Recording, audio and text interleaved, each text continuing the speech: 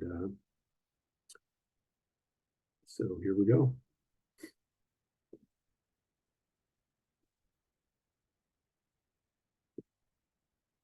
You're muted, Nate. So there we go. There yeah. you go. Now you can hear me. Yes. All right. Thanks, Greg, for that really nice introduction. Welcome, everyone. Good afternoon. It is my privilege today to kick off our session on using and adapting the leadership and organizational change for implementation strategy, which we call LOCI. So I'm going to say LOCI a lot in the next 15 minutes across 2 hybrid trials in children's services. So I'm going to kick us off sharing about the Wisdom Hybrid Type 3 trial, which I led, and then I'm going to turn it over to Lauren to share about the TEAMS trial. So jumping right in, Wisdom stands for working to implement and sustain digital outcome measures. So that gives you an idea of where we're going with this trial. It was funded by the National Institute of Mental Health, and we're grateful for their support, and I don't have any other conflicts of interest or disclosures to report. So the implementation problem that we tackled in the Wisdom trial had to do with insufficient uptake and fidelity to an evidence-based practice called measurement-based care. For those who aren't familiar, in mental health settings, measurement-based care involves administering a standardized symptom rating scale to a patient prior to or during every session, and doing that consistently over time and using the feedback from those measures to guide clinical decision-making.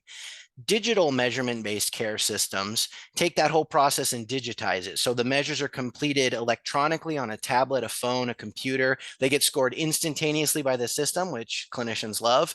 And the most sophisticated digital measurement-based care systems produce an empirically based feedback report for clinicians that's based on an actuarial algorithm that actually can monitor a patient's progress over time relative to an expected recovery curve and can predict with a high degree of accuracy whether that patient is on track, looks good, everything's going well, keep doing what you're doing, or whether that patient is getting so far off track that we know empirically they're very likely not to benefit from services or to drop out. And so we know from dozens and dozens of randomized controlled trials that this type of feedback to clinicians in mental health settings improves the outcomes of care. But like many evidence-based practices, it is not widely used, particularly with youth, which was our population of interest. And so we wanted to see if we could do something about this in the Wisdom trial. And one of the things we saw in the literature on barriers and facilitators to implementing measurement-based care is that organizational issues, leadership, culture, climate, those kind of organizational factors were really, really important determinants. And so we decided, let's design a trial that will test an organizational implementation strategy that directly targets those things, which LOCI does. So aim 1 in our trial was to test the effects of the LOCI strategy on improving fidelity to measurement-based care at the youth level, as well as youth symptom improvement. We focused on outpatient mental health clinics serving youth. And then in aim 2 of our trial, we dove into the mechanisms that explain how LOCI influences fidelity. Mechanistic tests are really important in implementation science for elaborating and confirming, disconfirming our theories, also for refining our implementation strategies and making them more important. So that was our second aim. Really quickly, just to mention, the digital measurement-based care system that we studied in our trial is called the OQ, the Outcomes Questionnaire Analyst. Some of you may be familiar with that. It comes out of the work of Michael Lambert and colleagues. So let me tell you a little bit about the LOCI strategy. LOCI is a 12-month organizational implementation strategy. Here you see how it unfolded in the Wisdom trial. I like to say that LOCI, I was going to say it was developed by Greg Ahrens and Mark Earhart and colleagues, which you already heard that. I like to say that LOCI has 2 key components. The first component is leadership training and coaching that's provided to first-level leaders. First-level leaders are those who directly supervise clinicians. Typically, they provide administrative supervision and oftentimes clinical supervision as well. But the goal with LOCI is to train these first-level leaders in skills that will help them support implementation. And there's 2 kinds of leadership skills that LOCI focuses on. The first is a general set of leadership skills called transformational leadership. This comes out of the full range leadership model by Bass and Avolio. And these are really skills about just generally, how do you motivate and inspire the folks that you're leading to develop a shared vision and go along with that vision and that plan? How do you really engage them in a motivated way? And so LOCI focuses on training in those transformational leadership skills. And also it focuses on a set of skills we call implementation leadership skills. And these are more focused leadership skills that are really about how do you lead the implementation of a specific evidence-based practice, in this case, digital measurement-based care. So LOCI provides quarterly trainings to first level leaders in these skills. And then in between trainings, first level leaders participate in weekly individual coaching calls. These calls last about 15 minutes, so they're brief. And they really focus on helping the leader work on their leadership development plan and troubleshoot implementation issues as they go along. The calls are with the LOCI trainer, facilitator, so it's all part of the intervention. Once per month, those individual coaching calls are replaced by a group coaching call where we brought together all of the first level leaders in the LOCI condition, oftentimes around a theme, and allow them to share expertise and insights as they're all working to implement an evidence-based practice in their settings. The second key component of LOCI are monthly organizational strategy meetings. These meetings involve all levels of leadership within the clinic, from executive level all the way down to first level leaders. And they really have two main goals. The first is to generate alignment across levels of leadership. We want all the leaders within an organization sending a consistent and unified message about the importance of implementation. And we want those upper level leaders actively supporting and backing up the efforts of the first level leaders as they're trying to guide implementation within their clinic. The second goal of the organizational strategy meetings is to help the leadership team think together about what are the organizational policies, procedures, and practices that they can put in place to help generate an implementation climate within their clinic. For those who aren't familiar, implementation climate is a type of focused organizational climate. It exists when the clinicians within a setting perceive that they are expected, supported, and rewarded to use a specific evidence-based practice with high fidelity. They're really convinced it's the real deal, it's something we're doing, and they need to get on board. So those components of LOCI are really directed at activating some of the key mechanisms which you see here in LOCI's theoretical model. I want to stress that LOCI can be applied to organizations large and small. In the Wisdom trial, we applied it to clinics. So that's, you see kind of a scaled down version here applied to the clinic level. But the idea here is that LOCI tries to activate two different components at the organizational level, two mechanisms at the organization level that we think are important for facilitating implementation. The first there, you see that the first node coming out of LOCI is changes in clinic first level leadership. So by providing that training and coaching, the idea is that we're going to improve the leadership behaviors that clinicians are exposed to within their practice setting. Those changes in leadership, in turn, along with the other pieces of LOCI that we talked about, are believed to contribute to the formation of an implementation climate within the clinic. Once that implementation climate, or as that forms, and once that's formed, we believe that then contributes to changes in providers' behavior, clinicians' behavior, which ultimately translate into different care experiences by patients, in our case, youth experiencing higher fidelity to digital measurement-based care. And then once we improve fidelity, we think that's going to subsequently improve the clinical outcomes. So what we're going to do today for the Wisdom trial, we're going to walk through and systematically test the components of this model and show you the data that we collected. So first, we'll look at LOCI's effect on our primary youth level outcomes of MBC fidelity and youth symptom improvement. Then we're going to shift into a mechanistic focus. And here we will first, whenever you want to test mechanisms, the first thing you need to do is confirm that your strategy activated the thing that you think is a mechanism. So we're going to first confirm that LOCI improved first level leadership. We're then going to confirm that LOCI improved clinic implementation climate. And once we've done that, we're in position to test our first mechanistic hypothesis. And the first one we're going to test is that improvements in first level leadership earlier on in the trial will mediate or explain the effect of LOCI on subsequent effects on the clinic implementation climate. And then finally, our last mechanistic hypothesis we'll test is LOCI's main mechanistic hypothesis, which is that improvement in clinic implementation climate throughout the LOCI period will mediate or explain LOCI's effect on youth level fidelity.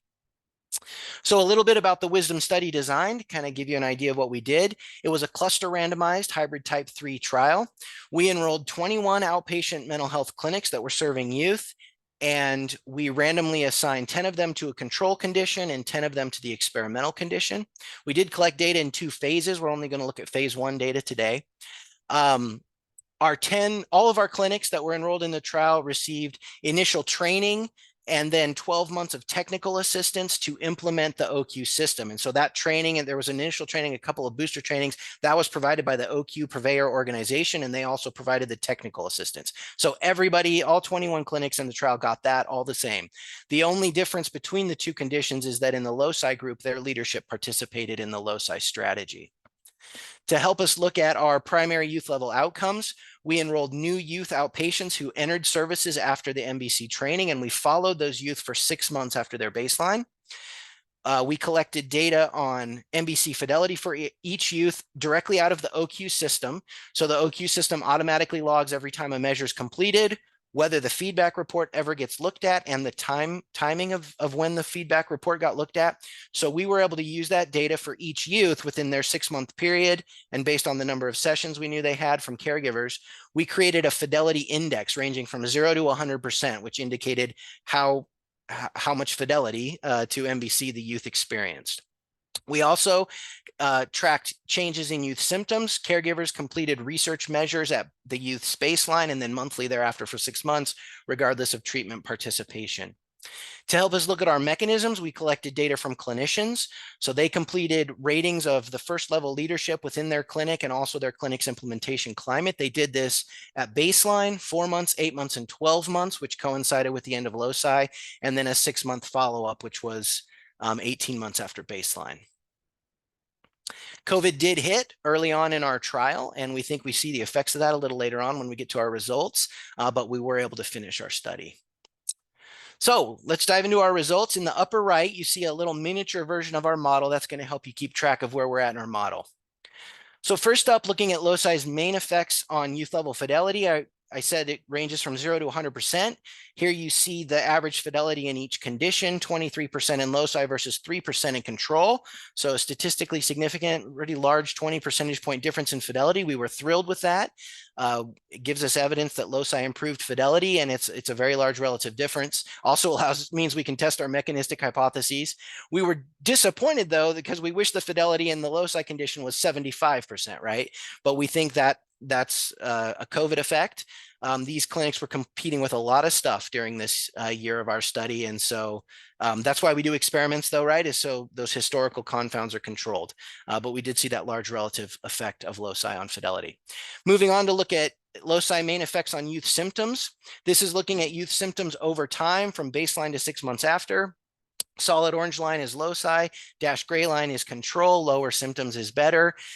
Both groups improved significantly from baseline to 6-month follow-up, but the improvement was significantly greater in LOCI. The Cohen-D effect size here is 0.31, so that's a small effect size, but it's a very respectable effect size in youth psychotherapy research. So we were pleased to see that LOCI had a significant main effect on improving youth symptoms.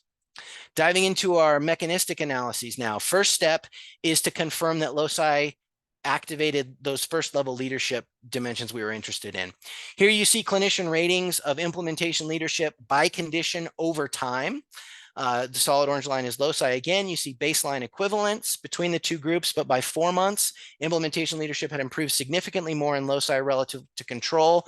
That was sustained throughout the 12-month LOCI strategy period. Large effect size of Cohen-D 1.18 there, so that's a really big effect size. Dipped a little bit at the follow-up, but still a large effect size. So very robust effects of LOCI on implementation leadership over time. Turning now to look at ratings of transformational leadership. Here again, solid orange line is LOCI, and we see the same pattern. Significant effect of LOCI by 4 months, but the Cohen-D effect size here is only 0.31, so that's a small effect, and it's not statistically significant after the 4-month mark. So weaker effects of LOCI on transformational leadership, enough that we can still test our mediation hypothesis because it changed at 4 months, but definitely a weaker effect here. And then finally, looking at LOCI effect on implementation climate over time, we see the same pattern. The effect size here was large at 12 months, 0.98, and dipped a little bit at 18 months, 0.76, but still a very robust effect of loci. So now we've confirmed that loci affected those two mechanisms that we think might be important, so we can dive into our first mechanistic analysis. So our first mechanistic analysis, this is a mediation model. And our endpoint here is the improvement in clinic implementation climate from time 1 to time 4, which is 0 to 12 months. And we're testing whether LOCI's effect on improvement in climate was mediated first by the earlier improvement in implementation leadership from time 1 to time 2, or from 0 to 4 months. So we tested that model using mediation analysis, and there was a statistically significant indirect effect, so mediation is present. And our effect size measure is this proportion mediated here, which we see as 0.82. What that means is that 82% of LOCI's effect on implementation climate at 12 months was explained by the earlier improvement in implementation leadership at 4 months. 82% of LOCI's effect on implementation climate was explained by the earlier improvement in implementation leadership. So that hypothesis was supported. Looking now at transformational leadership, we did not see a statistically significant indirect effect, so that wasn't supported. So what we have here is evidence of specificity, right? If you're a first level leader and you want to create an implementation climate within your clinic, these data are suggesting the way you do that is by really using those implementation leadership skills. Finally, moving on to our last hypothesis. Here we have youth level MBC fidelity as our endpoint, and we're looking at the change in clinic implementation climate from time 1 to time 4 as our mediator. So is the improvement in climate over time mediating LOCI's effect on fidelity during the same time period? Here again, we do see a statistically significant indirect effect, and our proportion mediated is 0.71.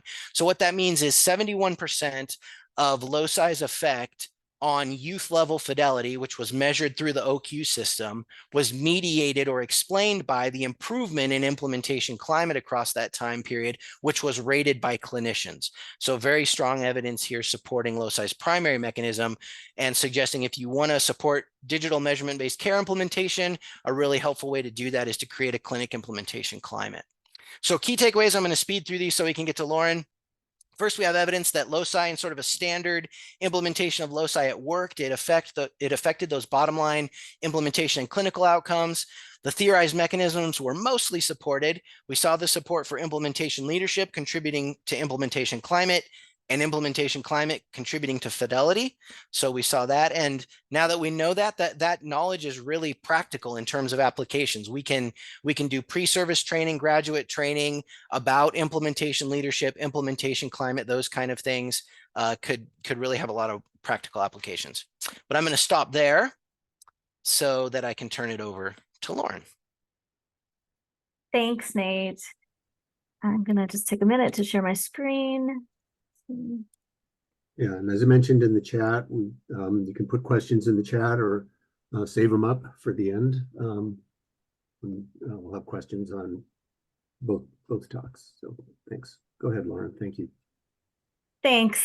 I really like presenting after Nate's already described LOCI. So this is fabulous. So I'll be talking about a separate, actually a set of trials that included an adaptation of LOCI for autism interventions in public schools and in community mental health clinics and programs. So this was funded by two R01 trials from the National Institute of Mental Health.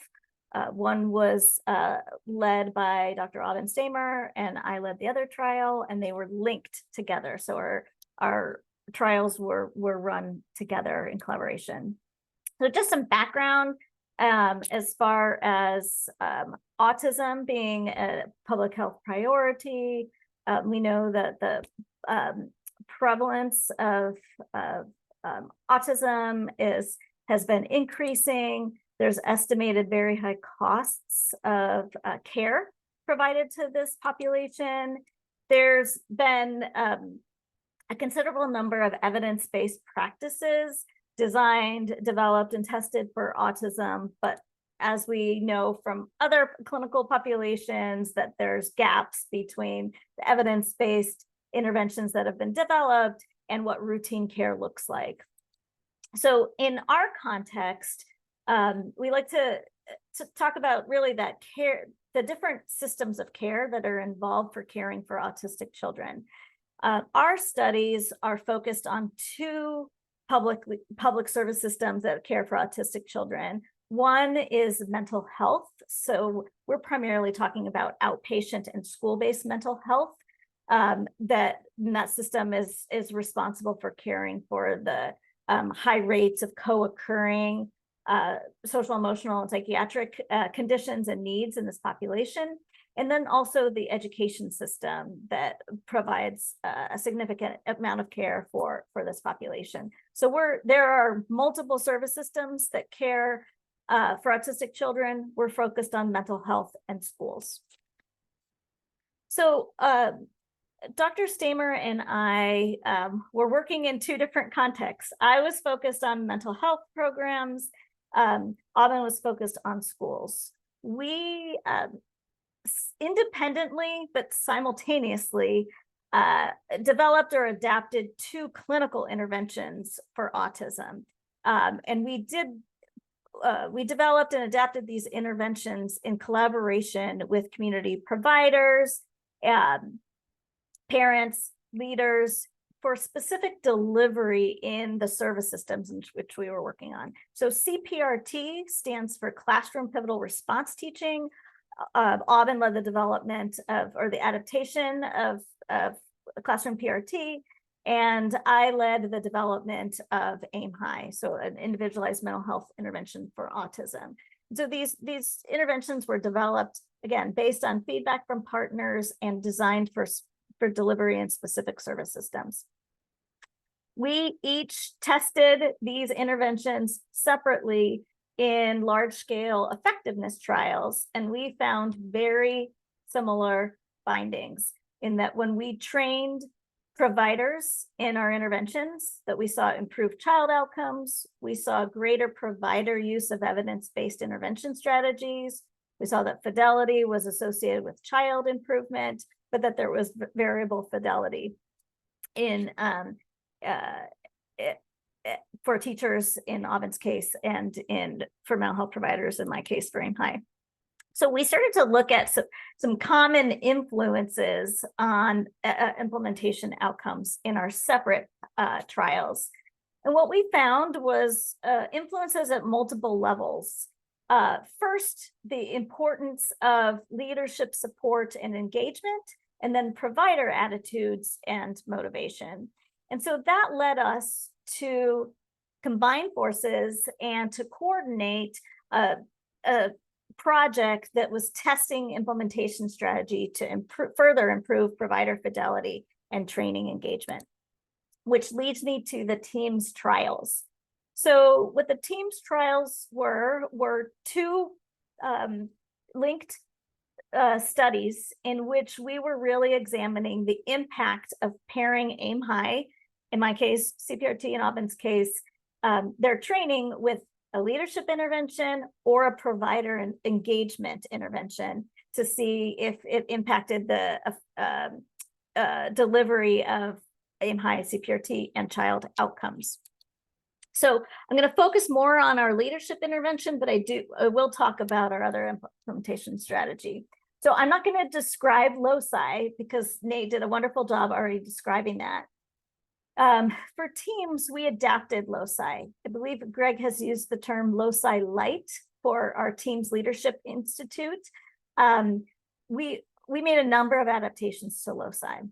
So first of all, we selected specific modules from LOCI in that we focus on implementation, climate, and leadership modules only. And then we also focused on evidence-based practice specific implementation support. We reduced the intensity and length. So Nate talked about a 12-month intervention. Ours was 6 months with less frequent coaching sessions. We added some structure to our coaching to support adherence to the program. And then rather than targeting one leader per district or for clinic, we really engaged leadership teams.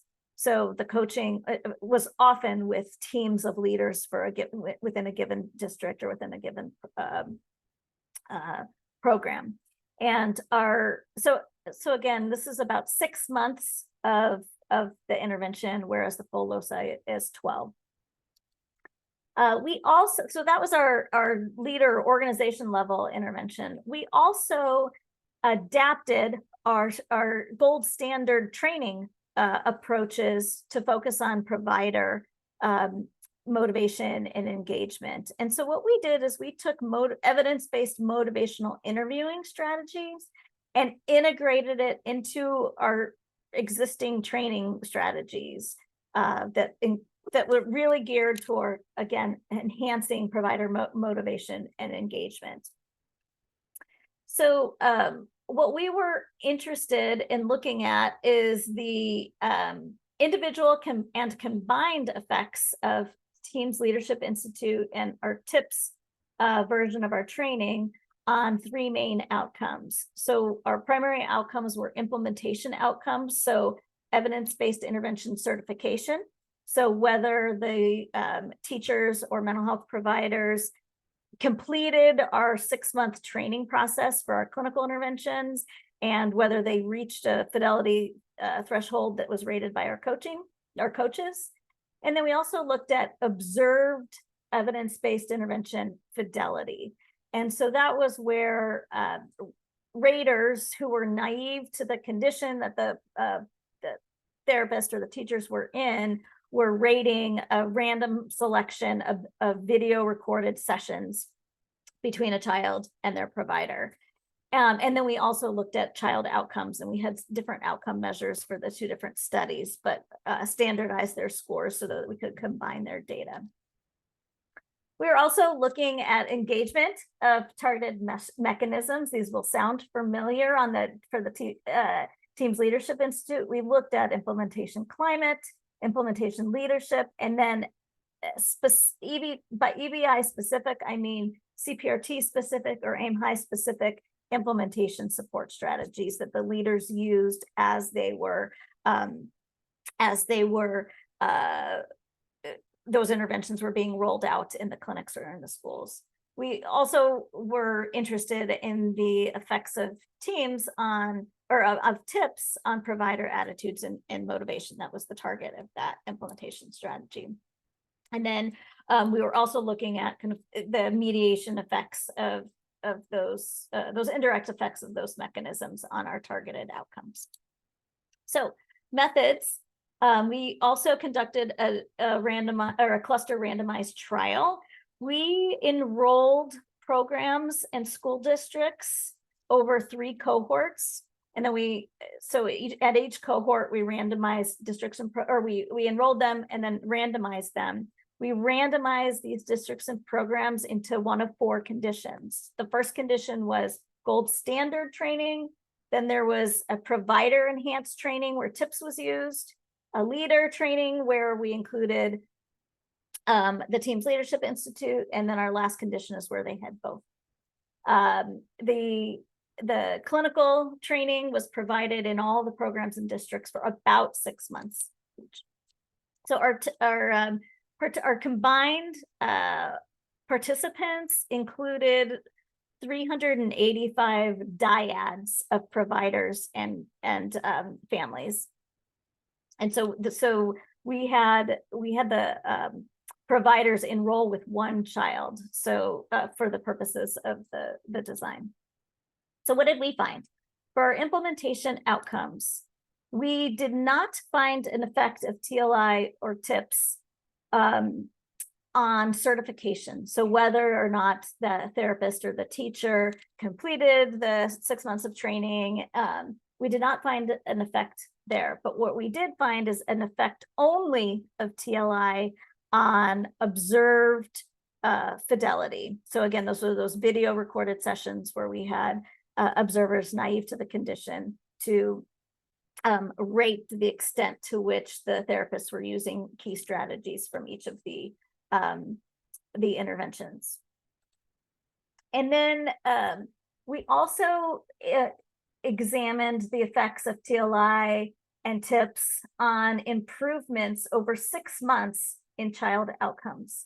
And we found that there was a significant effect of TLI on improvement. And this is improvement means reductions of scores in both of the studies. And so we saw a strong effect of TLI only on child outcomes. And then we also examined whether we engaged our targeted mechanisms. And so we did not find an effect of TLI on the implementation leadership, but we did find an effect of TLI on the implementation climate and an EBP or EBI implementation support strategies. We also collected some, we did not find any significant mediation of or indirect effects of those targeted mechanisms of TLI. But we did collect some qualitative data to understand what the leaders' perspectives are on how TLI worked for them as they implemented either CPRT or AIM High. And one of the initial themes was that the leaders felt that the structure of TLI provided some accountability that they felt was really helpful in and moving forward with the progress and goals and to keep them on track. They also felt like, and I think Nate mentioned this as well, that an important aspect of LOCI and TLI was alignment. And they felt that the alignment of leaders, having everybody on the same page was really an important component of TLI. So as far as a summary of the significant teams finding, we did see that TLI was associated with higher provider fidelity and better child outcomes, so greater improvements, and this is over the course of 6 months. And that we engage those mechanisms of implementation climate and EBP specific implementation support. Again, we did not see effects of TIPS or an indirect effect of our targeted mechanisms on our outcomes. We are in the process of conducting 2 extension studies of teams, which are focused on further adaptations of our Teams Leadership Institute. I don't have time to get into those in details, but I will share that one of our adaptations involves a focus on selecting evidence-based practices and using evidence-based practice registries in order to select evidence-based practices for the needs of a given school district or mental health program. That's currently underway. And then we've just launched a further extension of the Teams Leadership Institute, where we've modified or further adapted it to focus on an implementation team, not just the leaders, but other team members that would be that may be essential, such as clinical supervisors or clinical leads or other staff that wouldn't participate in the Teams Leadership Institute, but would be important for implementation and targeting increased teamwork between or effective teamwork between them. So those are extension studies that are currently underway. I should acknowledge that the Teams trial took a huge amount of teamwork across UCSD, UCLA, and UC Davis, and many, many, many community partners.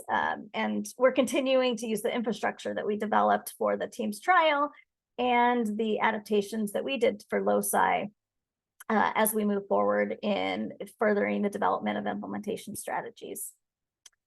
So with that, I'll just end with a couple of comments on bringing things together between the teams and the wisdom trials, in that we have multiple hybrid 3 trials in public service systems with multiple EBPs. We saw the positive effects of full loci and the abbreviated loci on fidelity and child outcomes.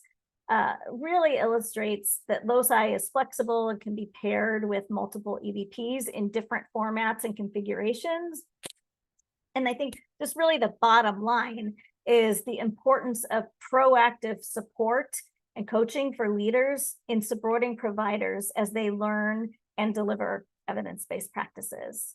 So I think with that, I ended right on time to be able to open it up for questions and discussion. Yeah, thank you, Nate and Lauren, for those great talks. And yeah, so we've got, gosh, a little over 15 minutes for questions, comments. I'll just pause.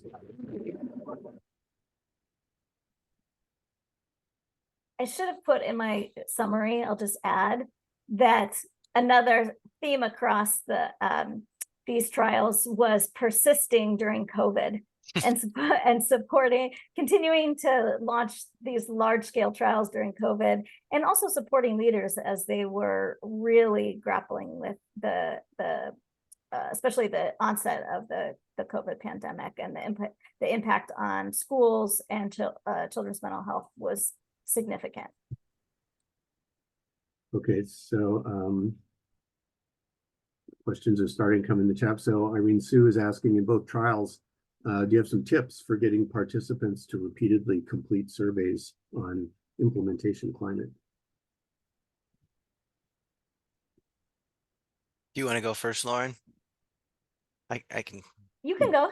I'll take a shot. So we had in the Wisdom trial, we collected 7 surveys from caregivers of youth who were outpatient. The youth were the outpatient and the caregivers reporting on the youth. So we collected baseline and then once per month follow-up for 6 months. The caregivers completed the standard symptom measure, I think, has about 40 items, and there's about 12 more items on therapeutic alliance and which I didn't talk about. And there was a few more questions about treatment participation, things like that. So not a small survey for parents to do. And we had phenomenal success rates. We had over 80% on every single follow-up. And the other thing that we looked at is, by the way, Stata has some really cool functions to help you look at your longitudinal data and patterns of missingness and kind of see it in a visual format. And we had folks, it wasn't sort of this linear thing like once you drop out, now you're gone forever. We would follow up with people unless they told us, leave me alone, which didn't happen very often. But if they told us that, of course, we would be respectful and not contact them anymore. But we would have people who would miss 1 or miss 2, but we would persist with them unless they formally withdrew. So I would say that's one strategy, is to persist with folks in a respectful and appropriate way.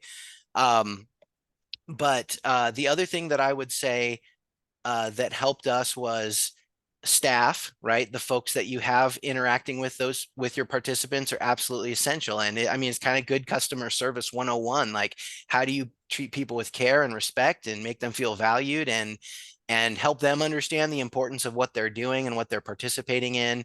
Having the automatic follow-ups that happened. We use the Qualtrics system for our stuff, and it would have automatic reminders that would occur for the parents every month, that they would get an auto-generated email. Okay, it's time to do your next thing. And then we had staff tracking whether or not those got completed and doing telephone calls if they didn't happen within a certain period of time.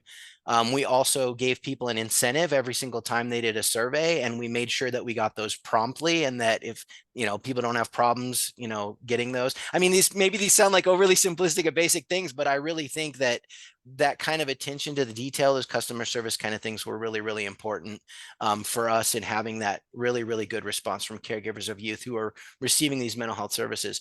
The other thing I'll say on the clinician side, we had clinicians who completed about 180 to 200 questions on their surveys, so very large surveys. They did that 5 times over a year and a half. And what we did with clinicians that I think really helped was one of them was escalating incentives. So they got a certain amount for the first 2 times, but then we started to bump it up, and not by an insignificant amount towards the end. So the reward for participation went up, and we saw increases in our response rate after our first bump up. So that's anecdotal, but I do think that made a big difference. And then again, just the customer service and the responsiveness, obviously going out to the clinics and visiting people, answering questions, making it transparent, helping make sure that clinicians understand that the data is going to the research team. We had everybody's individual email, and we emailed them directly, and they submitted their stuff on our research server. So they felt confident about, this isn't going to get looked at by my boss and I'm not going to get in trouble. There's a relationship of trust with the research team, and they are going to protect my information and do that. So that's what I would say is really relational, and all those little details play a big role. But we had really great rates on all of our surveys as far as response. I agree. I think that the piece about the customer service is so important, and then the connection to the incentives. So we were very careful to as soon as anybody gave us any piece of data, that they received incentives. And so we try to make sure that folks got their gift cards and so forth within 24 hours. And we did electronic gift cards to the extent possible. I mean, to the extent where sometimes we would have somebody go in, if there was a 3-day weekend or something, have somebody go in and make sure that those incentives were sent out right away. And I think that helped with the follow-up data collection as well. But we also added incentives linked to timeline. So if you complete the X survey or submit whatever video by a certain amount of time, then you get the opportunity for extra incentives, which was certainly helpful. So that follow-up, the relationship with the staff, I agree with Nate, was really, really important. Thanks. Those are great tips. I know it's always a challenge. So we had another question on the specific referent respondents referred to for climate. For example, to expected, support, or rewarded, but by who? Or what unit? You could talk about that a little bit in your 2 studies. For ours, we said in your program, I mean, on the aim high side, we would just say in your program, and evidence-based practice. We had a separate measure that was specific to aim high or CPRT, but for climate, it was generally to evidence-based practice within the program or within the school district. Yeah, in the wisdom trial, our reference for the climate measure were specifically in regards to the digital measurement-based care system we were using, which was the OQ system. I think I mentioned that. And we referred to the clinic level climate for our clinicians, because they were all in. We randomized at the clinic level. Yeah, thanks. So there's another question about more specifics about the NBC fidelity measurement in the wisdom trial. But before we get to that, I just, you mentioned COVID, but I just wanted to ask both of you, because I know there were some issues like the way the grant was submitted, and then how had things changed in the service systems when you actually started doing the trial. So I know there were some issues in wisdom, and I think also in the CPRT and aim high trials as well.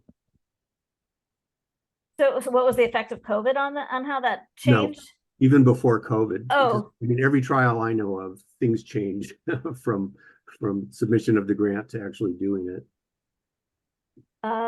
Yeah, there were certainly changes. We initially proposed to only recruit in LA, San Diego, LA County, San Diego County, and Sacramento counties, and needed more sites, right? We were randomizing at the program or school district level. And so one of the changes we made was to recruit across California, and we were doing some distance training before COVID, which actually helped us prepare to be more nimble once COVID hit. So we already had a distance protocol prior to COVID, just because there was logistics of actually going to any county in California was, wasn't possible. So in some ways that helped us pivot. Once the clinics and the schools opened up again, then we pivoted to remote training for everybody. Yeah, our context, as you know, Greg, our context changed a lot with the wisdom trial. We initially had some support from the state, which they began implementing a different measurement tool right around the time that our trial started. They began implementing the cans really rigorously. So it sort of dumped this huge burden on all of our providers. And we originally thought, uh-oh, we're going to have to go outside of the state of Idaho, which is where I am, to recruit. We originally were going to recruit all of our sites in Idaho, but we decided, well, we're going to have to go outside of Idaho. At one point, we had a 4 corners recruitment strategy. We were talking about Alaska and Maine and Florida and Arizona. But we ended up deciding, no, let's give it a go with the Idaho folks. And also we reached out, we did expand to Oregon and Nevada. I can't remember, I don't think I mentioned that. And so we had sites in Idaho, Oregon, and Nevada.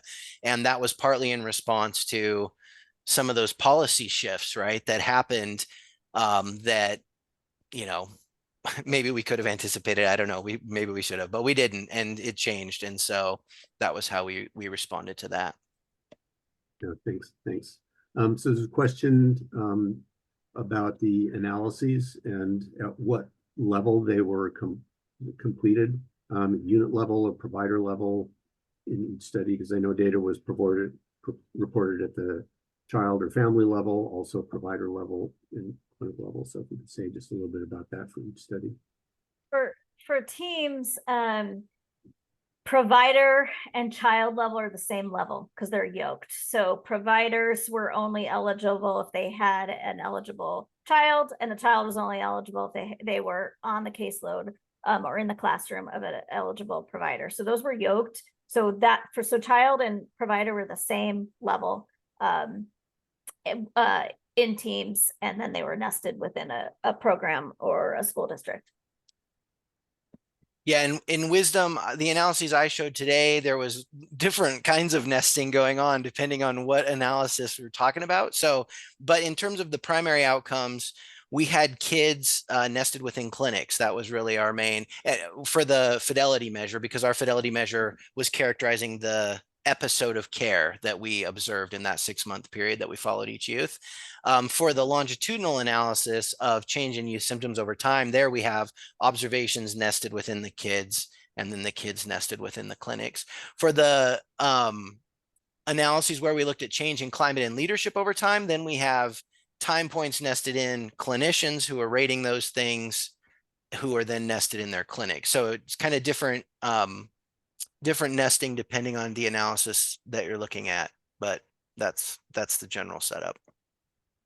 Yeah, I should have added that we also had some repeated measures where time was within child or provider. We also have data we have not presented or really looked at yet, but leader ratings of climate and leadership and implementation support strategies. And so those are at a higher level than the providers.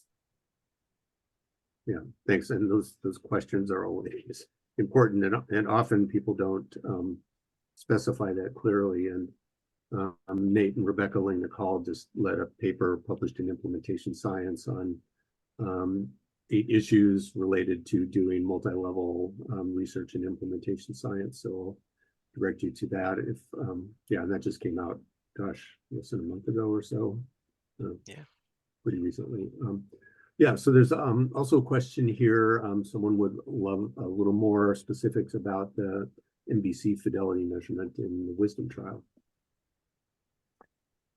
Fidelity in the wisdom trial. So there is a fidelity index that's been empirically validated. Len Bickman, I believe, was the first one to put that in the literature, and it's been replicated in a couple of studies. So we use that format.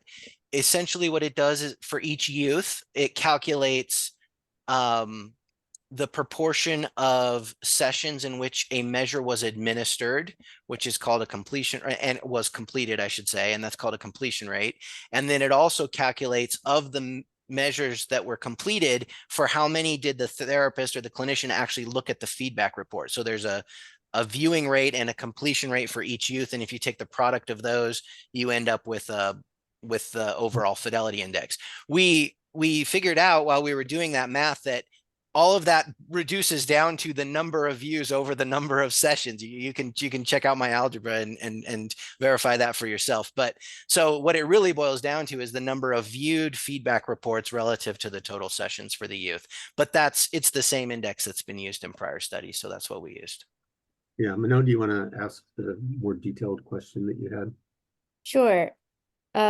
Yeah, thank you. That was a really nice response. And I looked it up in the paper because I realized I could probably find that in the meantime, but that led to another question, which is, if one component of fidelity is to really use those ratings to guide clinical decision making, maybe this is more of a hypothetical question, but how might one measure that? And then how would you support that, just kind of theoretically in that sort of system? Because I imagine that's trickier to measure and also an important part. Yeah, it is. It's a very important part. And that's a great question. And it's also the hardest thing to measure, right? Because we wanted to stick with objective, if it's in the system, we know it happened and we know when it happened. And so that's why we stuck with that. But that is a limitation, is we don't capture that data about did the clinician actually use it. We did ask clinicians about their use of measures, but it was more on those quarterly surveys. So it's not like the kind of patient level data.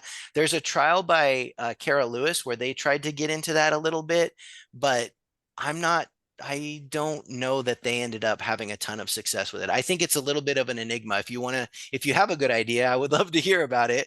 But I think it's just a real challenge. Unless you videotape the sessions, right? Then you could see what people are doing. But actually, even then, you don't really know. You can see what the therapist does if they talk about it, but you don't know.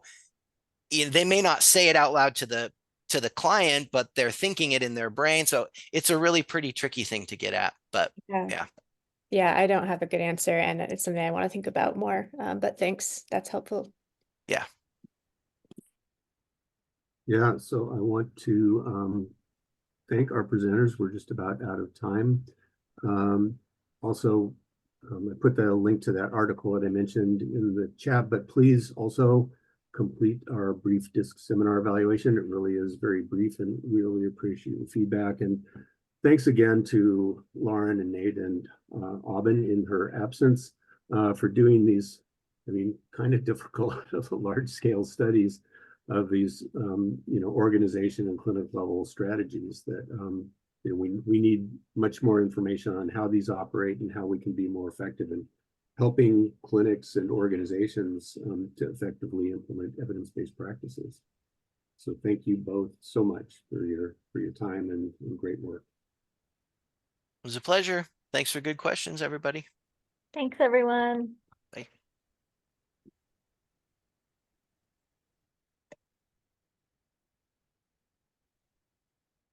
Okay, so